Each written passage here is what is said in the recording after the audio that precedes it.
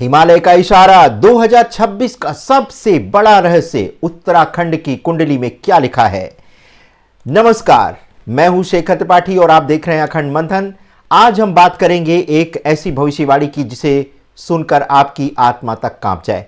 हिमालय जाग चुका है और उत्तराखंड की कुंडली में लिखा है 2026 से शुरू होने वाला है प्राकृतिक आपदा का एक नया दौर।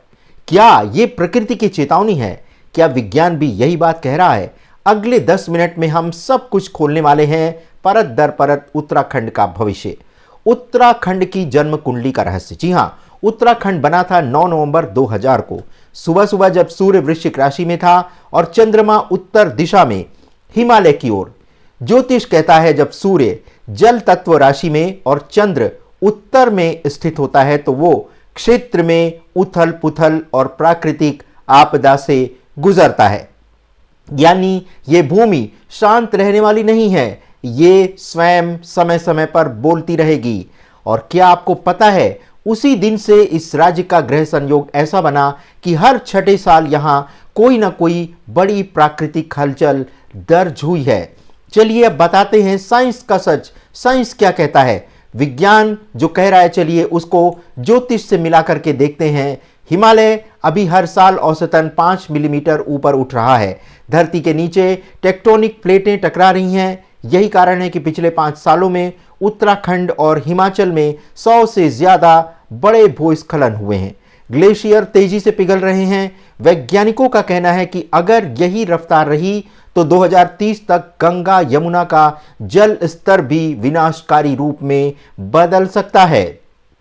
ज्योतिष और विज्ञान के संगम को अगर देखें तो दोनों एक ही बात पर सहमत होते हुए दिखाई दे रहे हैं। धरती की ऊर्जा बदल रही है।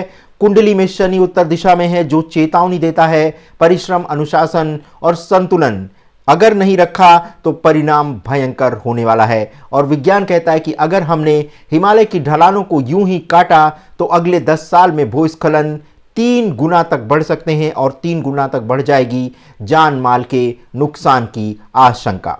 2026 का संकेत, जी हां, 2026 में शनि फिर उसी दिशा में आने वाला है जहां वो 2000 में था। अर्थ स्पष्ट है, जो चक्र शुरू हुआ था उसका दूसरा पड़ाव आने वाला है। ज्योतिष इसे पुनर्जागरण का काल कहता है, यानी पुराना तंत्र टूटेगा और नया ढांचा बनकर के सामने आएगा। विज्ञान की भाषा में कहें तो यह रीबैलेंसिंग फेज है जहां प्रकृति अपने आप को संतुलित करके खुद ठीक करने जा रही है। क्या होगा उत्तराखंड में? उत्तराखंड की भूमि 2 तत्वों से चलती है, जल और आस्था। जल तत्व जब भारी होता है तो आस्था की परीक्षा शुरू हो जाती है। इसीलिए यहां हर एक कुछ साल में कहीं बाढ़, कहीं भूकंप और कहीं भूस्खलन से भारी तबाही मचती आई है। लेकिन साधु संतों का कहना है कि जहां संघर्ष है वहां उत्थान भी है। 2026 के बाद यह प्रदेश एक स्पिरिचुअल सेंटर की तरह उभरेगा, लेकिन उससे पहले काफी कुछ यहां पर तबाह हो चुका रहेगा। जहां आधुनिक साइंस और सनातन की जो ज्योतिष विद्या है, दोनों एक ही बात की ओर संकेत कर रहे हैं कि ये स्पिरिचुअल सेंटर बनने से पहले यहाँ की जो हिमालय की श्रृंखला है वो सब कुछ पहले जैसा करने जा रही है। आज जो हम रिपोर्ट आपको दिखाने जा रहे हैं वो सिर्फ खबर नहीं है, एक भयानक चेतावनी है। हिमालय से लेकर के मैदान तक नवंबर 2025 के बाद उत्तराखंड के आसमान में कुछ बहुत बड़ा बदलने जा रहा है। वैज्ञानिकों ने चेताया है और ज्योतिष ने भी यही संकेत दिया है। और अब हम आपको बताते हैं कि कहां कहां प्रकृति करवट लेने वाली है।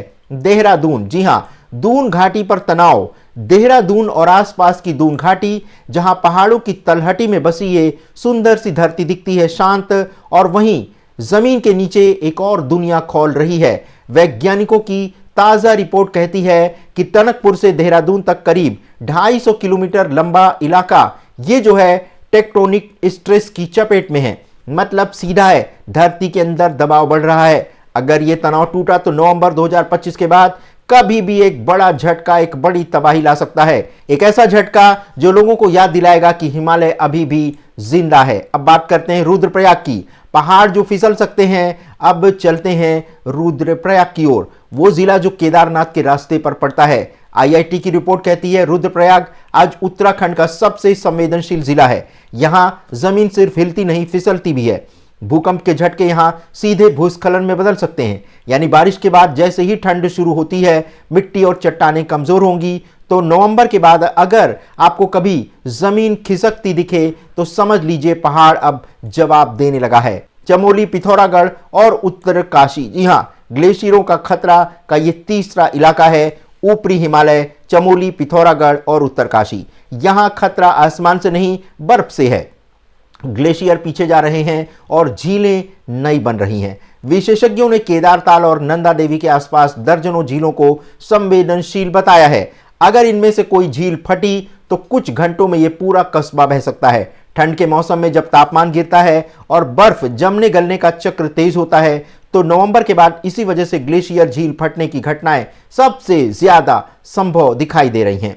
बागेश्वर, जी हां, धरती के नीचे का धंसाव का खतरा। और अब बात बागेश्वर की। यहां कहानी जरा अलग है। यहां जमीन ऊपर नहीं हिलती, नीचे धंसती है। विशेषज्ञों का कहना है कि बागेश्वर धीरे धीरे ज्योतिर्मठ जैसी स्थिति की ओर बढ़ रहा है। मकानों में दरारें, सड़कों पर झुकाव और भूमिगत धंसाव, ये संकेत साफ है कि धरती सांस ले रही है और ये कभी भी थक करके चूर चूर हो सकती है। अगर यही सिलसिला रहा तो 2026 तक यहां कई इलाकों को खाली कराना पड़ सकता है।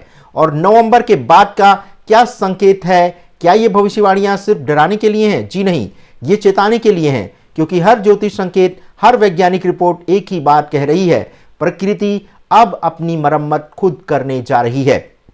नवंबर 2025 के बाद हिमालय फिर से एक नई करवट लेने वाला है। कहीं झटके होंगे, कहीं पानी उफनेगा, कहीं जमीन बैठेगी, लेकिन इसके बीच जो बचेगा वो होगा एक नया संतुलन। तो सावधान रहिए लेकिन डरिए नहीं।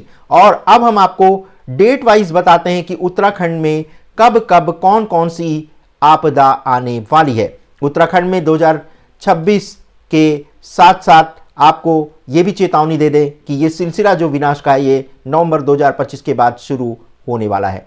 सबसे पहले बात करते हैं देहरादून और दून घाटी की। तो इसका इलाका जो है वो टेक्टोनिक दबाव के प्रेशर में है। वैज्ञानिक मानते हैं कि धरती के नीचे की ऊर्जा जमा हो रही है जो किसी भी वक्त झटके के रूप में बाहर निकल सकती है। इसीलिए नवंबर 2025 से जून 2026 के बीच यहां मध्यम से तेज भूकंप की आशंका से इनकार नहीं किया जा सकता।